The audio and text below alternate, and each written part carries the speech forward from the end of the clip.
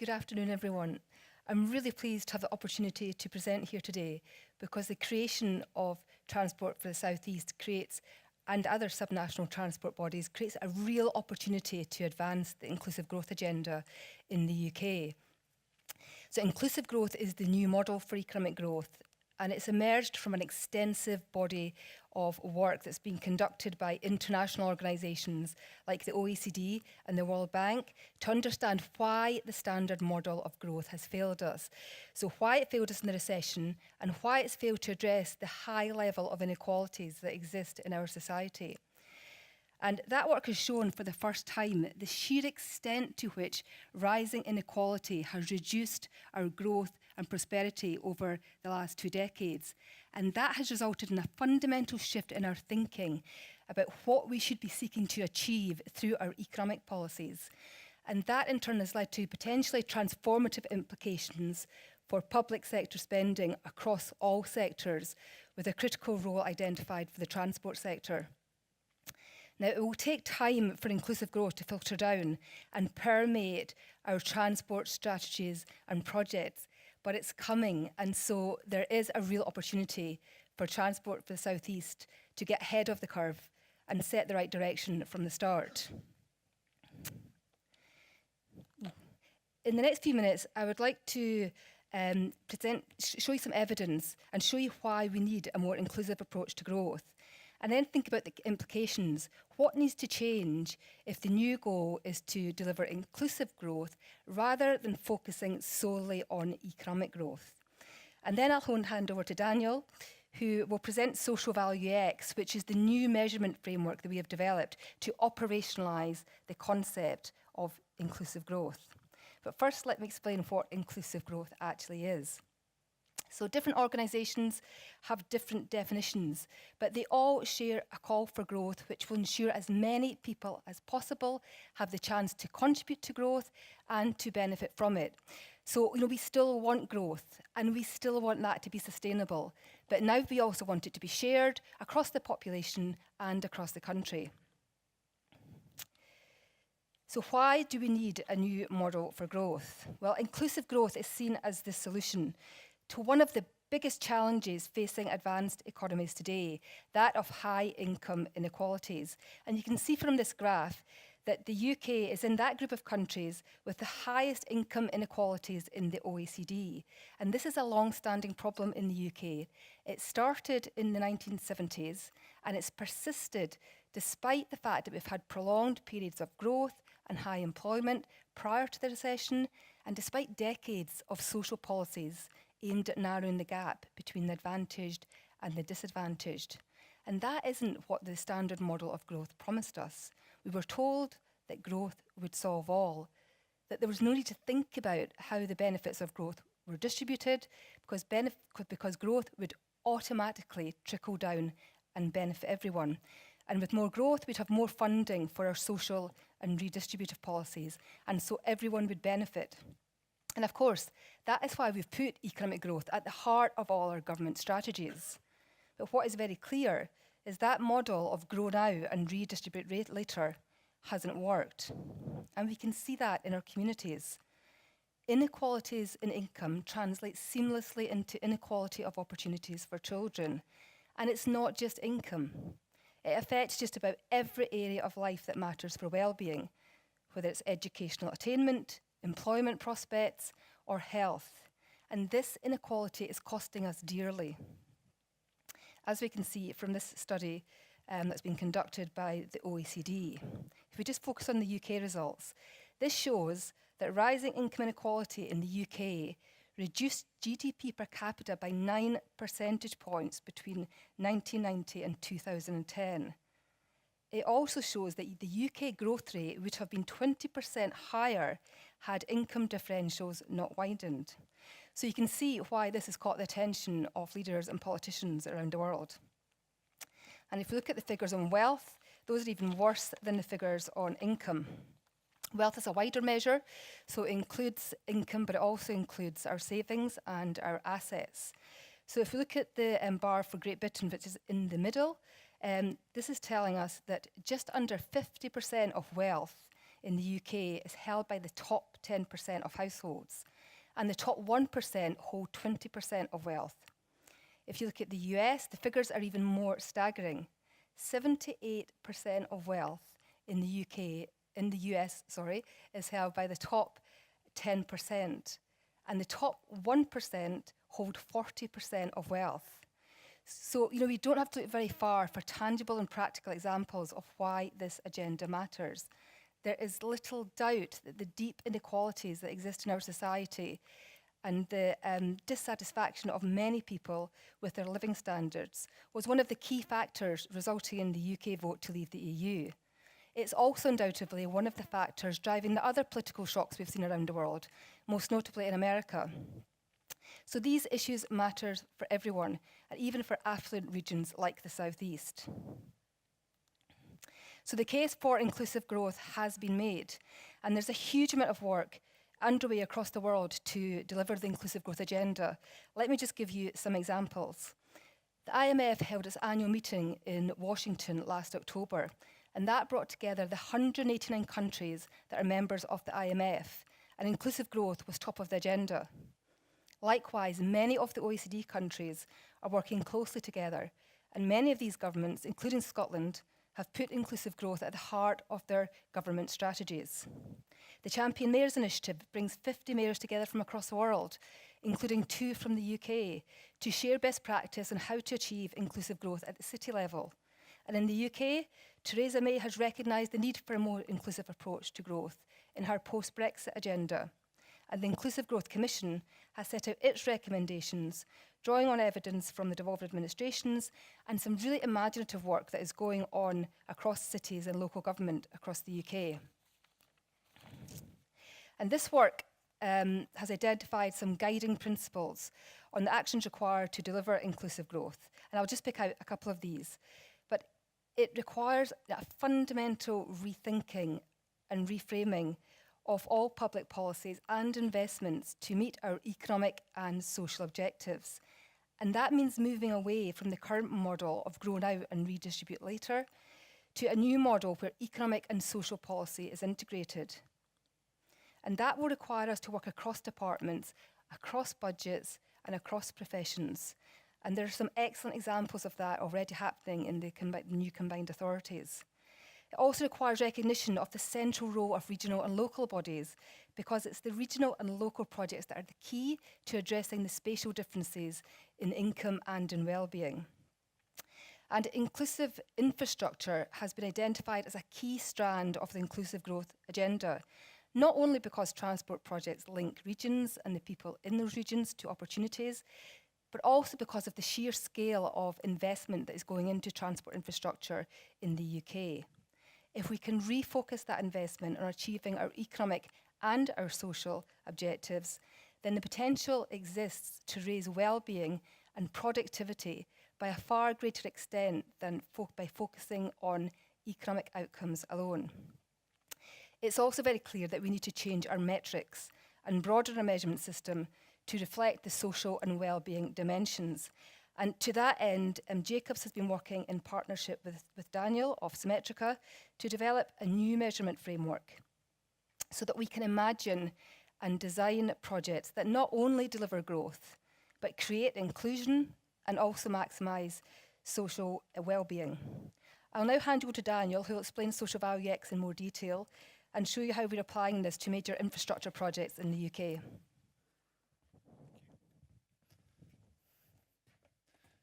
Great, so I'll just jump straight in. What I want to discuss is how we apply this concept of inclusive growth and to start to think about transport schemes wider than just their economic impacts, but starting to incorporate things like the environmental and social side as well. And the measurement framework is absolutely key. It's what will allow us to understand whether we're delivering on inclusive growth and our transport policies. And to do that, what I've first done is dissect this concept of inclusive growth into its component parts. And what it's all about really is kind of 3 key attributes. The first is around economic prosperity, okay, and that's combined with greater equity and fair distribution of that prosperity, but also with an eye on people's well-being and quality of life ultimately. So we're not just talking about growth for growth's sake anymore. There's a quality aspect to that growth so that we avoid the kind of the financial crises that we've seen in the past. And so what we can see here is actually you have a really nice virtuous cycle if you can implement kind of inclusive growth policies whereby economic prosperity and equity are key to people's quality of life and well-being. There's lots of studies that have demonstrated that, and Jennifer has also just gone through a lot of that evidence there. If we take on a well-being lens, it means that we have to think a little bit more broadly about how we assess and evaluate our transport and infrastructure schemes. And we have to start to think about really key areas that people care about, such as health, education, crime, access to services, community cohesion, and social capital, all of which can be impacted on by our transport investment. And the great thing about this is that if we can use these investments and policies to increase people's well-being in a broad sense, we know that that will drive further economic growth. Again, a huge amount of evidence here around that. So people who with higher levels of well-being, controlling for lots of other factors, tend to be much higher, much more productive at work, much less likely to be absent, much more engaged with their employers and their companies, and much more willing to assist their co-workers. Economic growth viewed through this kind of inclusive growth lens is then we find intricately linked to social value. And social value is also kind of a new term within the policy domain, which gets us to think about the impact of our interventions and policies on economic, environmental, and wider societal outcomes, okay? But also acknowledging those key areas around fairness, equity, and distribution. So social value measurement, which is what we're developing through Social Value X, is the lens that allows us to go beyond just thinking about economic impact to understand the inclusivity of our investments and our economic growth.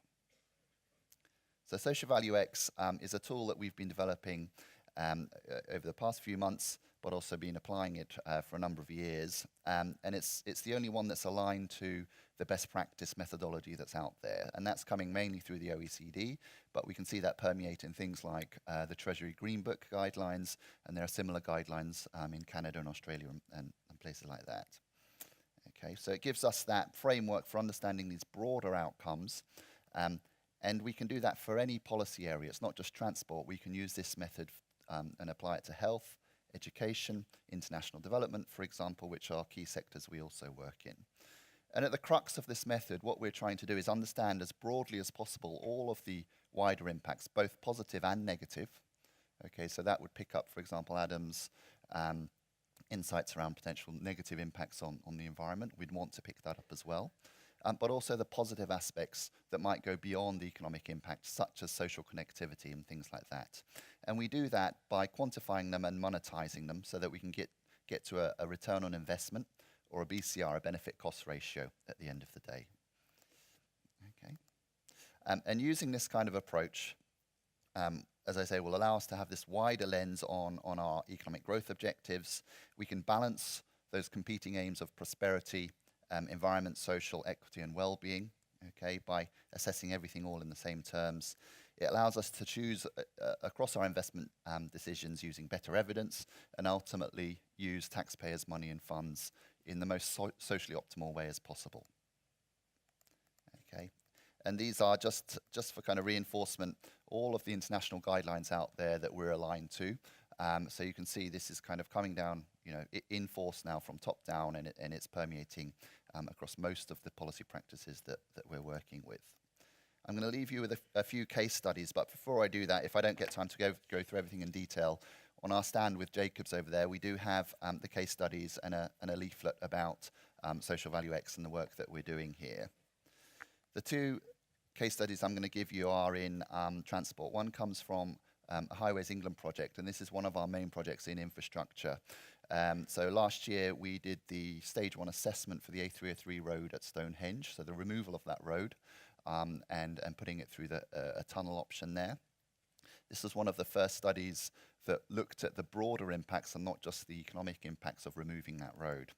And what we did was we worked with visitors on site, road users, local residents, and the general population to try and understand other things that they would value from this a bit of transport infrastructure. And so we looked at things like heritage protection, environmental protection, visual amenity benefits, and noise reduction, as well as distributional implications for this road. And the really interesting findings were that if we looked at just the economic impacts for this road, and these were mainly the time savings, the journey time savings of tunneling this road and getting people to work quicker, they came to about £800 million of benefits over the life of the scheme. We can add to that, and this is the great thing about social value X, in the same terms, in the same monetary terms, there's more intangible, wider benefits. And we estimated that the heritage protection benefits, the visual amenity and the noise reduction benefits came to about £1.27 billion of value. Okay. Adding those together, we can compare that back to the scheme costs of the tunnel, which were around 1.27 billion as well. And we can see that under the traditional assessment, we actually see, if we go back to the net benefits discussion we had earlier on, there were actually negative net benefits here. Okay, the economic benefits, those 800 million, do not outweigh the cost of the scheme, and we had a BCR of less than 1. The full assessment, which is what we delivered in what's the DfT calls the adjusted BCR in this particular study, got to about 800 million pounds of net benefits and a BCR of 1.6, pushing the scheme from poor value for money just into the medium value for money category. That allowed Department for Transport to then proceed with its public consultation on the tunnel earlier last year. Another quick example is the stuff that we did a couple of years ago for the Airports Commission. So here the Airports Commission wanted to widen its lens to think not just about economic impacts, but what are the social and environmental impacts of the different airport expansion policies on offer. And what we did here in one part of the study was to look at how daytime and nighttime aircraft noise impacts on people's health, mental health, and their well-being. And we can monetize that. If we look at the general population, for example, we see that there's a small negative impact, continuous impact on people's well-being from living under the flight path and being affected by noise. The really interesting thing here, from a more kind of distributive perspective, was that minus £1,600 or so of costs, these are per annum costs per individual. If we then break that down for people in private versus social housing, we can see that most of that is being driven by the health and well-being costs that are burdened on people in social housing. Okay, so private housing tenants, higher socioeconomic class is correlated here with better mitigation strategies or better prevention strategies. Okay. And this went directly in as one of the quality of life modules in the Airports Commission final decision regarding the additional runway at Heathrow. And I'll leave you very quickly with this, which is our current study, our current major study with Jacobs at the moment for Highways England on the transport options for the M60 in the Manchester Northwest Quadrant. So what we're doing here is to quantify and value as many of the wider impacts as we can. And this really goes one step beyond what we did on the A303 to pick up journey reliability, noise and air quality, physical activity from moving transport mode for some people, social connectivity and impacts, and this will be a key one, on the built and natural environment, capturing biodiversity, landscape, townscape, and the historic environment.